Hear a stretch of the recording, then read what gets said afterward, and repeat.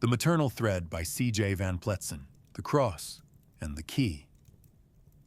The train from Basel hugged the river's hip like an iron serpent, diving in and out of fog that the Rhine exhaled in long white ribbons.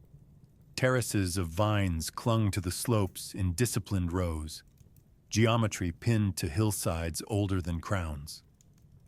Low cloud pressed gray on gray. Rain stitched the air to the earth in patient needles. The carriage smelled of coal and damp wool. Uri'el sat in the rear, face half made in the window glass, the oilskin pouch cool against his breastbone. Inside were Falkenberg's torn fragments, the vine tables, the ash glyphs, the cross entwined with living tendril small leaves of vellum, dangerous enough to put fire through empires. Across from him, Samuel watched the river with the composure of a man who had learned stillness as a survival art. His gloved hand rested on the long case at his side, thumb tracing the strap's grain in small, unworried circles. To strangers, he might have looked like a bodyguard. To Uri'el, he was what Zuriel's marginalia had named, without flourish. The shield, the friend blood. The third barrel set aside before anyone knew why. Station bells rang in hollow iron. Conductors moved through with rain on their caps, clicking tickets by reflex. Language shifted as stations passed. Schweizerdeutsch thinning into High German and rounding again toward the Rhineland. Uri'el scarcely noticed.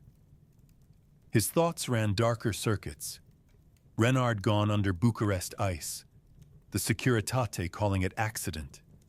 Falkenberg's gaunt hand pushing the folio at Lisbon's nave. Gunmetal footfalls in cloisters and alleys. The cross and vine mark drawing him on the way a lodestone draws iron filings into sense. The brakes shrieked them into Koblenz. The train eased, shuddered, and sighed. Samuel's eyes sharpened.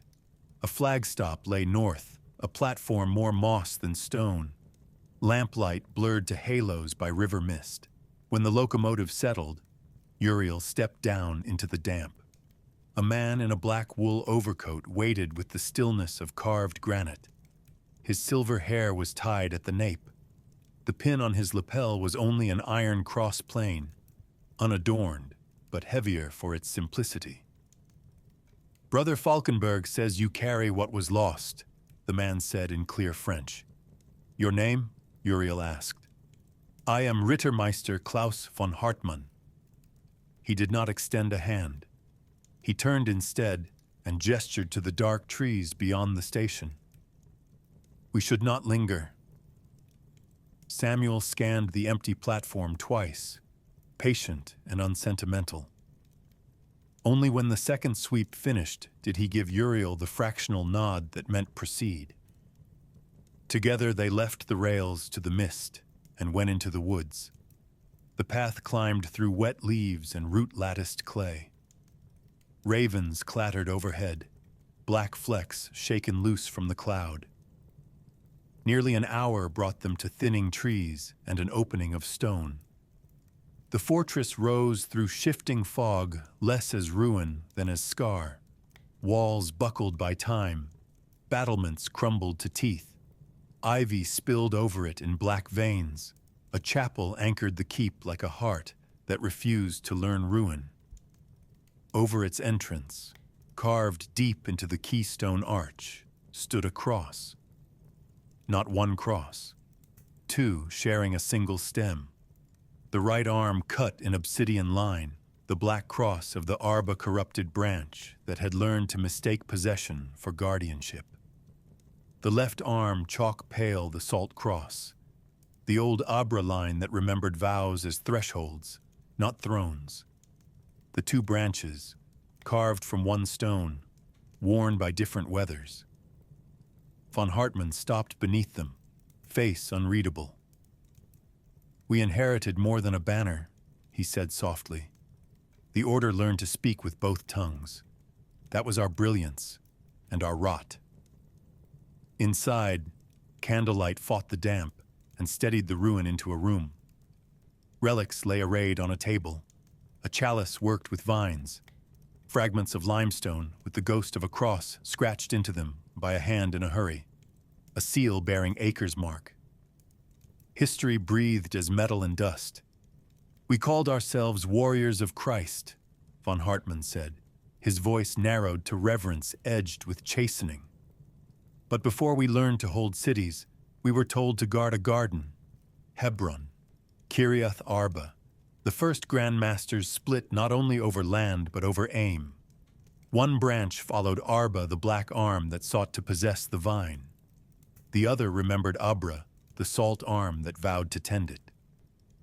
Uri'el set the oilskin on the table, undid the knots, and laid Falkenberg's folio beside the chalice. The ash glyphs caught candlelight and gave it back in angles and nodes, less written than woven. Von Hartmann's eyes narrowed. He touched one of the marked intersections with the back of a knuckle, respectful as a priest at a reliquary. The vine, the crown. He looked up. You have read Zuriel's hand. I have read what he left, Uri'el said, and what he salted into blood. Emotion crossed von Hartmann's face that might have been surprise or recognition. He nodded once. Good.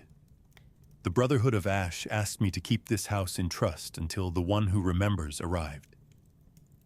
His mouth twitched as if at an old argument. They did not say you would be young. Samuel's glance took the relics in with a soldier's economy, then returned to the room's seams, searching for seams within seams. Doors that pretended to be stone, alcoves that pretended to be shadow. If the Brotherhood trusts you, he said, we will. The Brotherhood trusts very few, von Hartmann said dryly. Do not borrow their confidence on credit. He unrolled a chart that had the weary indifference of old vellum, pinned at the corners by lead weights. Europe sprawled rough but serviceable. Lines moved over it like veins. Symbols repeated where lines converged. Cross twined with vine. The small ash glyph for flame. 3 points had been worked deeper by thumb and time. Carpathians, Uri'el said softly, tapping the first. Rodna. Von Hartmann inclined his head. Where you have already stood. Acre, Samuel said, pointing at the second, his voice entirely flat, but something electric lived at the back of it. Under the old port. And Hebron, von Hartmann finished, touching the last. The vine's root. When vine and crown are rightly joined there, the mantle spoken of in your lines will answer. But you must carry more than texts. He turned toward the altar. You must carry the key.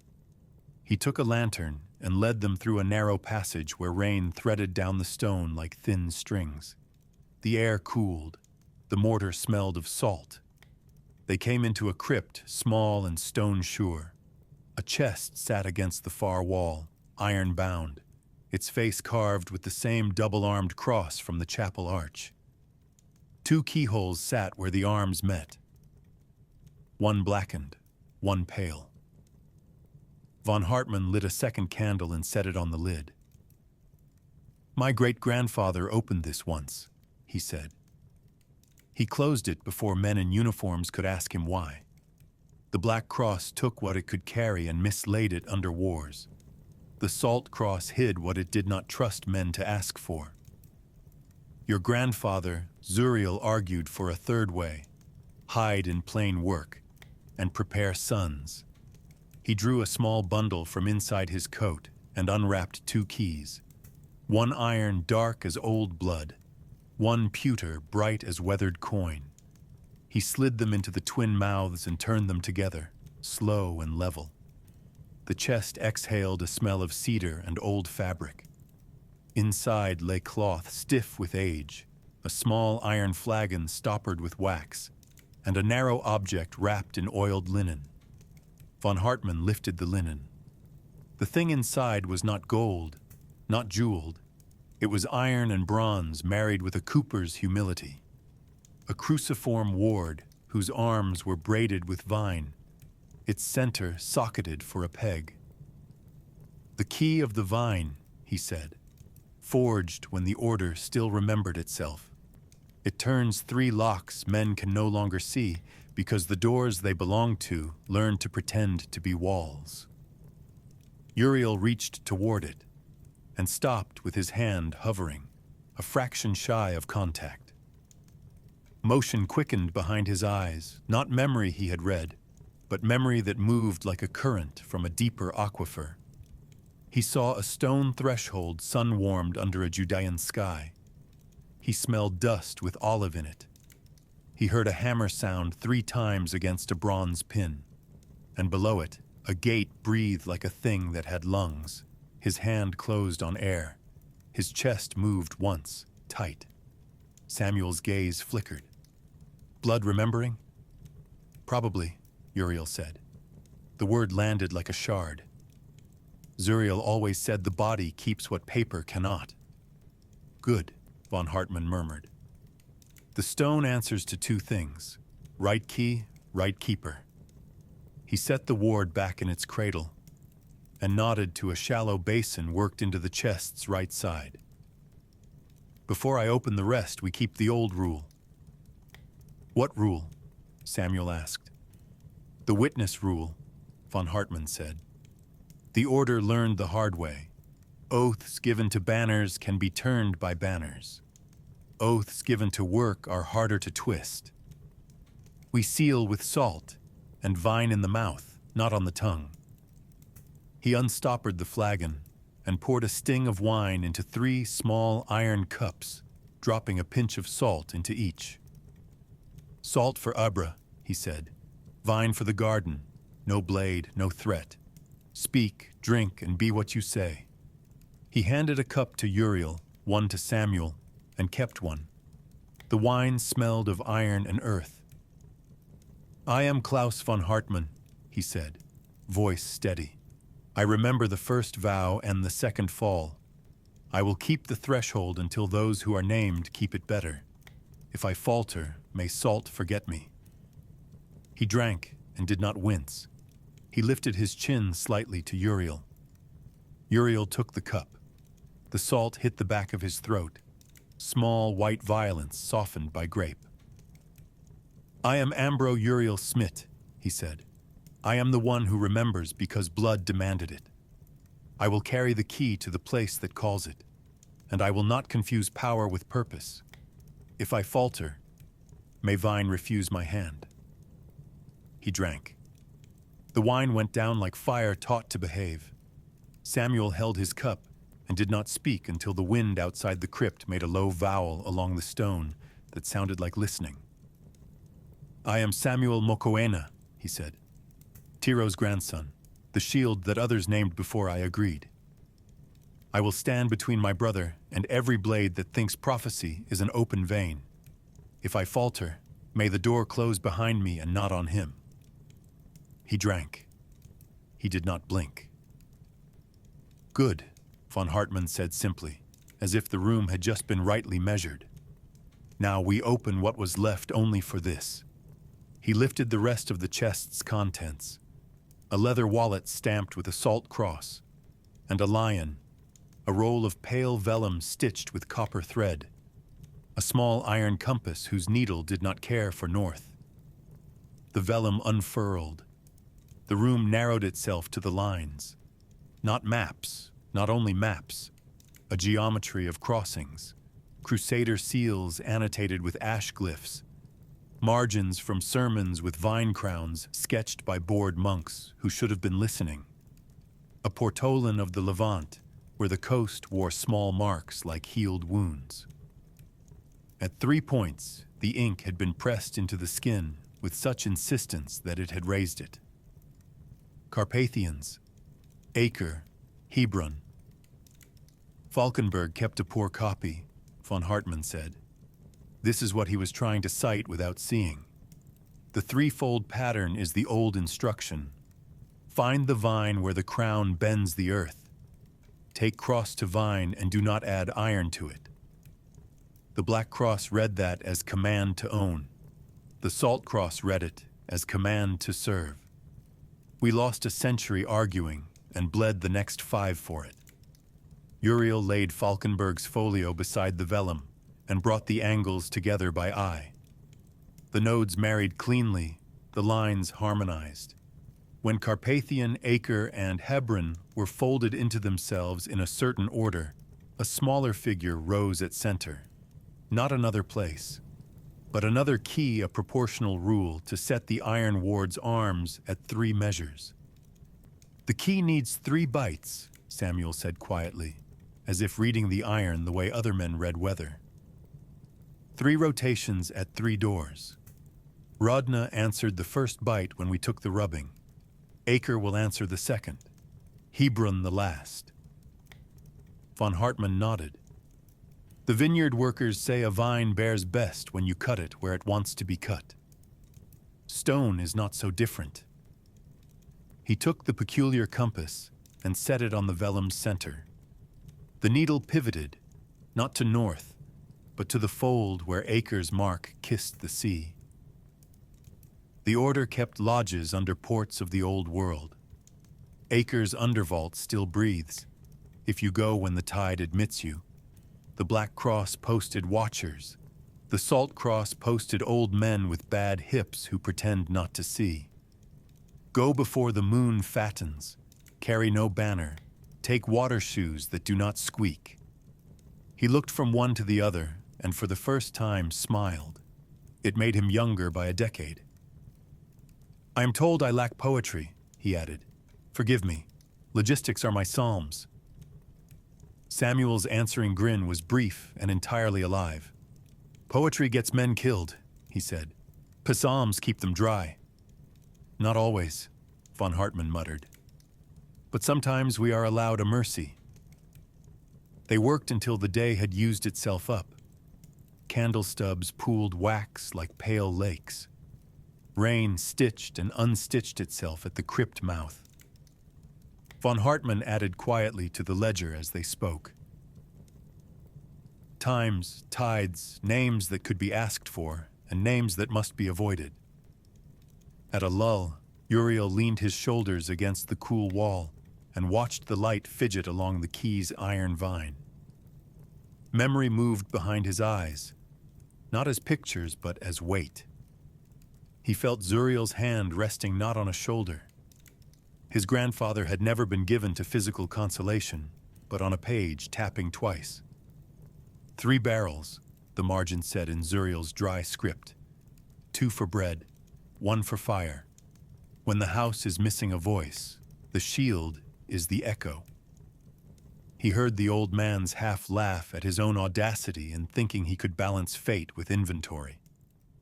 Zuriel guessed Leora would be hidden, Uri'el said, the words landing as though he had only now earned them. He salted provision into people. Samuel became the 3rd barrel because he had to. He is the echo where the voice is kept out. Samuel snorted softly. I would have preferred to be the bread. You are, von Hartmann said, not looking up.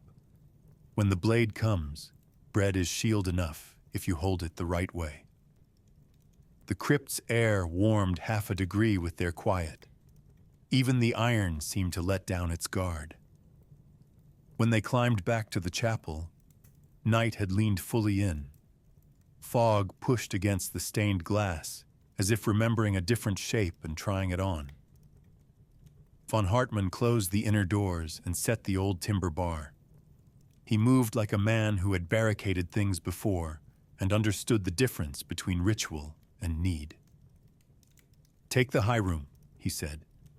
You can see the river turn twice from its window. If men come who should not, the river will tell you. Uri'el lay on a narrow bed under a coarse blanket and did not sleep for an hour. He listened to the water mutter and to the small sounds a centuries-old building makes as it keeps itself upright wood, complaining. Stone adjusting the weight it had agreed to carry. When sleep came, it brought a sober mercy. No flames, no gunfire, only a corridor of stone opening at a measured pace. the clack of a bronze pin answering an iron vine. Morning found the fortress rinsed and sharpened. The mist lifted in strips. Ravens returned to their arguments. They ate brown bread with cheese and drank coffee that had the bitterness of good counsel. Von Hartmann wrapped the key in oiled linen and slid it into a canvas sleeve that fit too perfectly to have been made for anything else. He handed Uri'el the sleeve and the leather wallet stamped with lion and salt cross. "In the wallet," he said, "letters for 2 doors at Acre that still recognize my name when the tide is wrong. Also a line to a dockmaster who hates me but hates my enemies more. Do not say the word order in any language. Say monastery when you must say something. Say wine when you need cooperation." Samuel checked the rifle case's latches by touch, then slung it, and his small satchel with their reckless confidence that made other men careful. "The Black Cross?" "Watching," von Hartmann said. "Always. They do not understand the key. They understand ownership. That is enough to make them dangerous and keep them slow." He looked to Uri'el and added gentler, "Men like Renard do not die as easily as reports claim. If he is not in ground, he is in water. If he is in water, he will climb out where your shadow is." Uri'el did not argue. "We make for Zurich, then south," he said. "We will leave a trail wide enough for the wrong men to choose it." Von Hartmann allowed himself a second smile, quick and private. Zuriel would be amused.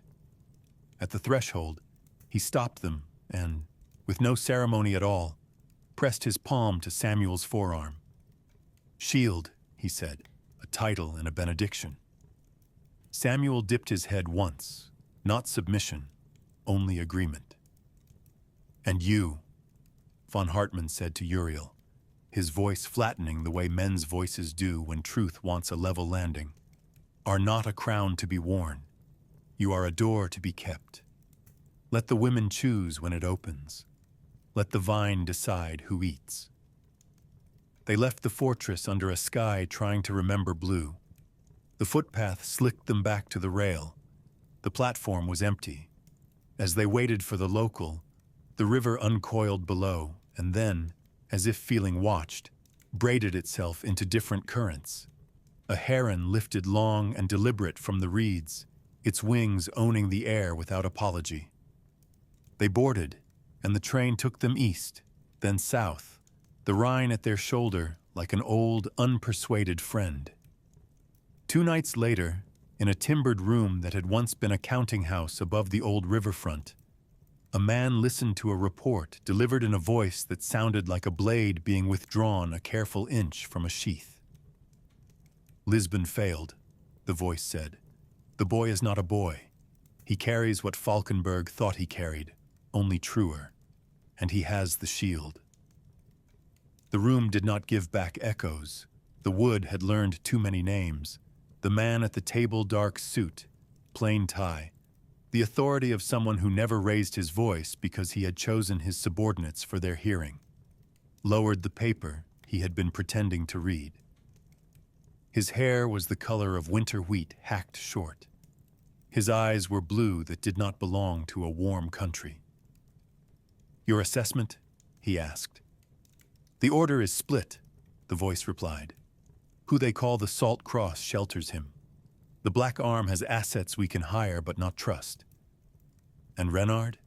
the man asked, the name in his mouth like a coin. "Alive," the voice said.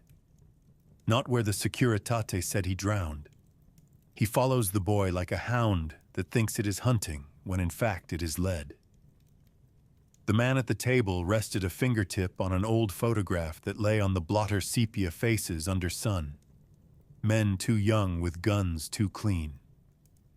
One face wore a cruel smile he had practiced because he thought it made him look important. The man's finger tapped the corner once. "Then the education continues," he said. "The grandfather learned on a winter road. The son learned in vineyards. The grandson will learn in salt." The voice waited. It knew when to ask and when to keep silence as accounting. "And you," the man added, his gaze softening to something stranger than affection ownership alloyed with something like pride. "Go remind my son that wolves do not circle, they arrive." "Yes, Marcus," the voice said, not quite bowing because men who worked for him did not bow. They delivered, and they survived. When the door latched, Marcus lifted the photograph and held it where the lamp could make strangers of the familiar. He traced a mouth in the picture he had loved and hated. He remembered what his father had made himself at 19 to be admitted to a room with a different banner, a poison, a birth, and a rumor of a child whose mother died without a prayer. "Debts keep," he said, setting the photograph back and aligning it to the blotter's edge as if precision could clean it. "And vines hold." He did not notice that the window's glass held a second reflection for an instant, young, dark-eyed, looking not at him, but through him as if remembering were a weapon, and he did not own it. By the time he turned, there was nothing to see but river and night. The morning Uri'el and Samuel crossed into Switzerland.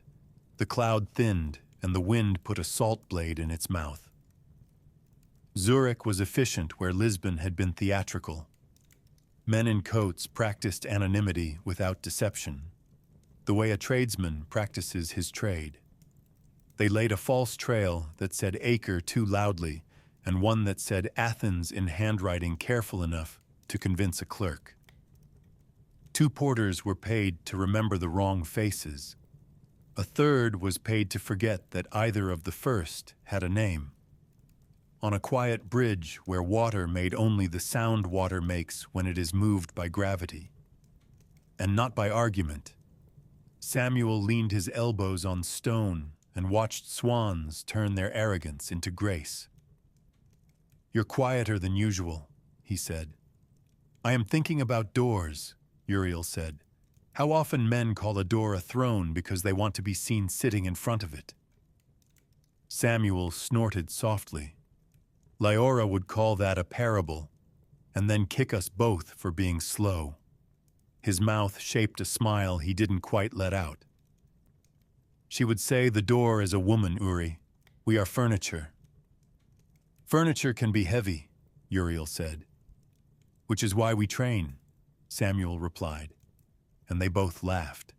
Not loudly, not long, but with the relief of men permitted for a blink to be only themselves.